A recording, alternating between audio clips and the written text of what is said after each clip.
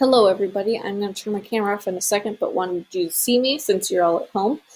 Um, I am going to read this short story to you. If you would rather just read it yourself and answer the questions, you can go onto the Google Doc that will have the story and then the Google form that will have the questions. If you want to keep listening and answer the questions through here, go ahead, but just pick one way to do it. You don't need to do both. Enjoy the story. Sorry, people are driving and it's raining outside right now. So, a lesson in manners. One morning there was a loud knock at Dean Swift's door. The servant opened it. A man who was outside handed her a fine duck that was plucked and ready to be cooked. He said, "Here's a present for the Dean. It's from Mr. Boyle." Then, without another word, he turned and walked away. A few days afterwards, a man came again. This time he brought a chicken. "Here's another bird for Mr. Boyle." Mr. Boyle was a hunter who spent a good deal of time looking for food. He was a great admirer of Dean Swift and took pleasure in sending him these presents. The third time the man brought a quail. "Here's something else for the Dean," he said before tossing it into the arms of the servant. The servant complained to her master. "That fellow has no manners," she said. "Let me know the next time he comes," said the Dean. "I will go to the door." The man came with another present a few days later. The Dean went to the door. "Here's a rabbit for Mr. Boyle," said the man. "See here," said the Dean in a stern voice, "that is not the way to deliver a message. Just step inside and make believe that you are Dean Swift. I will go outside and pretend that I am the one bringing him a present.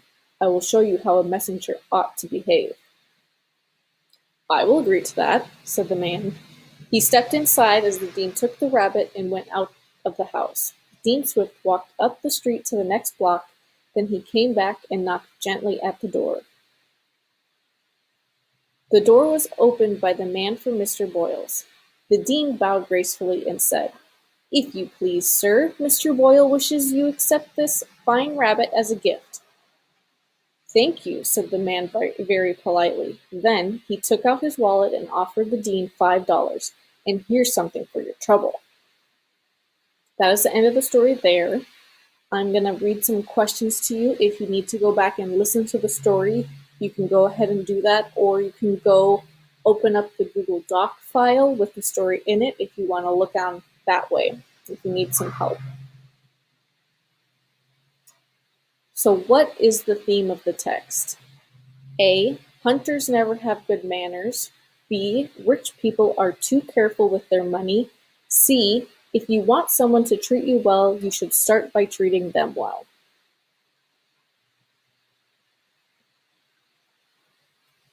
What role does Mr. Boyle play in the story? A. He gets angry and teaches Dean Swift a lesson about tripping people.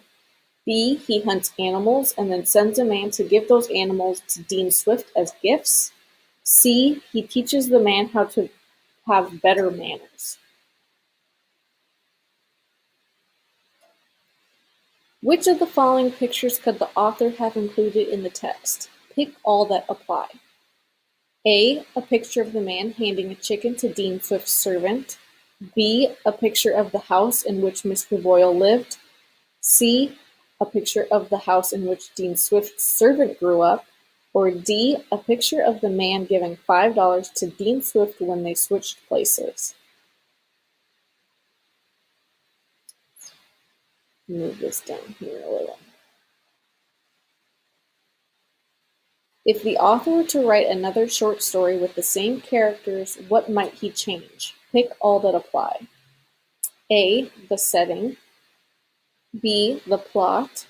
C. The names of the characters. Or D. The theme. And last, do you think that Dean Swift or the man sent by Mr. Boyle learned a bigger lesson at the end of the story? Yes or no?